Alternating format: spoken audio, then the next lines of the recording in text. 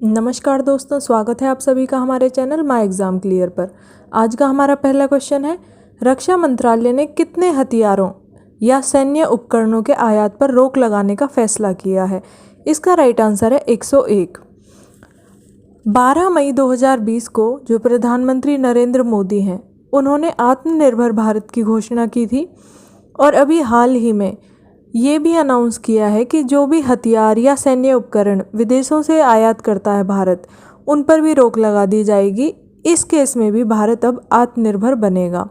इसमें बहुत सारे हथियार जैसे कि जो नौसेना में यूज़ होने वाली क्रूज़ मिसाइल होती हैं या फिर छोटी दूरी की जो मिसाइल होती हैं, रडार सिस्टम है और हल्के युद्ध वाले जो हेलीकॉप्टर होते हैं, असॉल्ट राइफ़ल होती हैं, आर्टिलरी गन ये जो होती हैं और ट्रांसपोर्ट एयरक्राफ्ट, ये सारे उनमें शामिल किए गए हैं कि इनको अब आयात नहीं किया जाएगा। इसी तरह के टोटल 101 उपकरण हैं जिन्हें अब भारत में ही बनाया जाएगा और इसके लिए बहुत सारी जो भी सैन्य उपकरण बनाने वाली कंपनियां हैं उनको ऑर्डर देना स्टार्ट कर दिया है।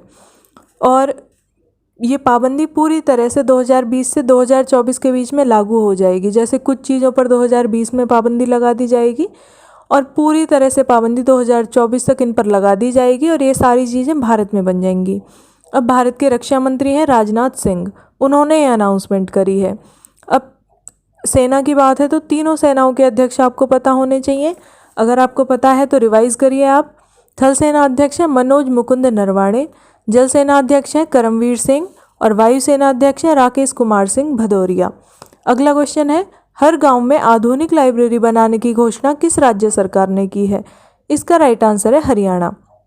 हरियाणा के जो उप मुख्यमंत्री हैं दुष्यंत चौटाला, उन्होंने ये घोषणा की है कि हरियाणा के हर गांव में लाइब्रेरी बनाई जाएंगी और वो पूरी तरह से मॉडर्न लाइब्रेरी होंगी। मॉडर्न लाइब्रेरी से मतलब होता है कि सभी में एक तो कंप्यूटर होंगे, अवेलेबल होंगे, दूसरा जितनी भी प्रतियोगी परीक्षा होती हैं उनसे रिलेटेड जो भी बुक्स होती हैं वो उनमें मिलेंगी। ये बनाई कहाँ जाएंगी? जो भी गांव की पंचायत या तो चौपाल में जगह देगी या फिर कहीं और जगह देगी लाइब्रेरी बनाने की, वहाँ पर ये बनाई जाएंगी। अभी शिक्षा से रिलेटेड है। हरियाणा के शिक्षा मंत्री हैं रामविलास शर्मा और इंडिया के शिक्षा मंत्री हैं रमेश पोखरियाल। अगला क्वेश्चन है, आँख और कान योजना के तहत कौन सा हेल्पलाइन नंबर जारी किया गया है? तो इसका राइट आंसर है 1090। ये पहले तो आँख और कान योजना ये क्या होती है? जैसे बहुत से लोग होते हैं, जैसे आतंकवादी हैं या फिर जो संदिग्ध होते हैं, अगर किसी पर भी डाउट है कि इसने कोई ना कोई अपराध किया है तो उसकी सूचना हमें पुलिस वालों को देनी है। उसके लिए ये नंबर जारी किया गया है 1090। इस पर अगर आप सूचना देते हो, जिस पर भी आपको डाउट हो रहा है, तो आपकी जो पहचान है उसको गुप्त रखा जाएगा और आप इस योजना के हिस्सा बन जाओगे, जो आँख और कान योजना, यानी कि आपको कानून की आँख और कान बनना है, इसीलिए इस योजना का ये नाम रखा गया है। अब दिल्ली की बात है ये, तो दिल्ली के जो मुख्यमंत्री हैं वो है अरविंद केजरीवाल और वहाँ के राज्यपाल हैं अनिल बैजल। अगला क्वेश्चन है, राष्ट्रीय स्वच्छता केंद्र कहाँ बनाया गया है? तो इसका राइट आंसर है राजघाट।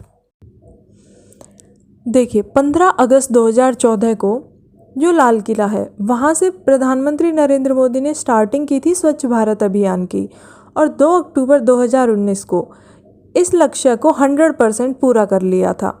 अब ये जो राष्ट्रीय स्वच्छता केंद्र बनाया गया है, यहाँ पर जो भी ये सफ़र है 2014 से 2019 का, उसके हर पड़ाव किस तरह से ये चेंजेस आए हैं उसको इसमें दर्शाया गया है। किस तरह से? या तो पोस्टर चित्र लगा करके या दीवारों पर बहुत सारी पेंटिंग बनाई गई हैं, दीवारों पर चित्र उनके उकेरे गए हैं और जो थिएटर इनमें लगाए गए हैं जिनमें मूवी के टाइप में दिखाया जाता है। और इसका जो सबसे मेन जो आकर्षण का केंद्र होगा, इसमें देश का पहला है ये 360 डिग्री ऑडियो विजुअल थिएटर। इसे बनाने की घोषणा भी प्रधानमंत्री नरेंद्र मोदी ने की थी। कब की थी? 10 अप्रैल 2017 को। और इसका उद्घाटन अभी 8 अगस्त 2020 को किया है क्योंकि 8 अगस्त को जो गांधी जी ने चंपारण सत्याग्रह स्टार्ट किया था उसके 100 वर्ष पूरे हुए थे, तो उसी मौके पर ये इसका उद्घाटन भी किया है। एंट्री पर गांधी जी की बड़ी मूर्ति भी लगाई गई है और उनका जो चश्मा है उसका यूज़ पवेलियन में किया गया है। तो इस तरह बहुत सारी यादें जो जुड़ी हुई हैं वो सब आपको इसमें देखने को मिल जाएंगी, लेकिन इसमें अभी हर किसी को एंट्री नहीं मिलेगी कोरोना की वजह से। अगला हमारा क्वेश्चन है, जीएसटी पोर्टल से हर घंटे रिटर्न भरने की सीमा कितनी कर दी गई है? तो इसका राइट आंसर है 3 लाख, यानी कि अब 1 घंटे में 3 लाख लोग अपना रिटर्न फाइल कर सकते हैं।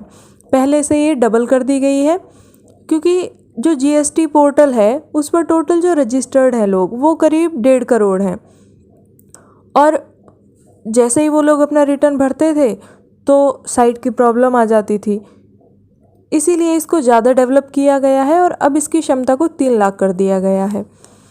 क्योंकि पोर्टल की वजह से ही लोग भर नहीं पाते थे और उसकी वजह से बार बार जो लिमिट है, जैसे 31 मई थी फिर 31 जुलाई की गई, इस तरह से उसे बढ़ाया जाता है जिससे लोग भर पाएँ। अब ये जीएसटी क्या होता है? Goods and service tax. इसकी हेड है निर्मला सीतारमण, क्योंकि इसका जो हेड है या चेयरमैन है वो इंडिया का फाइनेंस मिनिस्टर ही होता है। इसके सीईओ हैं प्रकाश कुमार। फिलहाल इसके जो सेक्रेटरी हैं वो है अजय भूषण पांडे, और 2 इसके जॉइंट सेक्रेटरी होते हैं, वो हैं एसके रहमान और अमिताभ कुमार। अगला क्वेश्चन है, चकदे एक्सप्रेस के नाम से किस खिलाड़ी को जाना जाता है? तो इसका राइट आंसर है झूलन गोस्वामी। ये जो झूलन गोस्वामी है ये इंडियन जो वुमेन क्रिकेट टीम है उसकी तेज गेंदबाज हैं और इसीलिए इन्हें चकदे एक्सप्रेस के नाम से जाना जाता है। इंडियन टीम की जो वुमेन इंडियन टीम है उसकी कैप्टन है मिताली राज, और ये झूलन गोस्वामी है जो इन्होंने अनाउंस किया है कि जो विश्व कप होगा 2022 का, उसके बाद ये अंतर्राष्ट्रीय क्रिकेट नहीं खेलेंगी। अगला क्वेश्चन है, हाल ही में मनी तोम्बी का निधन हुआ है, वे किस क्षेत्र से संबंधित है? तो इसका राइट आंसर है खेल। वो जो फुटबॉल होता है उसकी टीम के पूर्व कप्तान थे और इंडिया से थे। इनका पूरा नाम है लेशराम मनी तोम्बी। अगला क्वेश्चन है, श्रीलंका के प्रधानमंत्री किन्हें नियुक्त किया गया है? इसका राइट आंसर है महिंदा राजपक्षे। यही पहले थे वहाँ के प्रधानमंत्री, और अभी मैंने आपको 1-2 दिन पहले बताया था कि इन्होंने बहुमत हासिल किया है और आज इन्होंने शपथ ले ली है प्रधानमंत्री की। इनके ही जो छोटे भाई हैं गोतबिया राजपक्षे, वो श्रीलंका के राष्ट्रपति हैं। ये 9वीं संसद थी श्रीलंका के जिसके प्रधानमंत्री अब बने हैं, और पहली बार कोई किसी ने इतने ज़्यादा वोट हासिल किए, 2/3 बहुमत से जीते हैं, और इनके वोट थे 5 लाख से भी ज़्यादा। और श्रीलंका की राजधानी है श्री जयवर्धनपुरे कोटे, और यहाँ की करेंसी है श्रीलंकाई रुपया। अगला क्वेश्चन है, पीएम मोदी ने कितनी राशि का कृषि इंफ्रास्ट्रक्चर फंड लॉन्च किया है? इसका राइट आंसर है 1 लाख करोड़। ये लॉन्च किया है कृषि में सुधार करने के लिए। इसको एग्री फंड के नाम से भी जाना जाता है।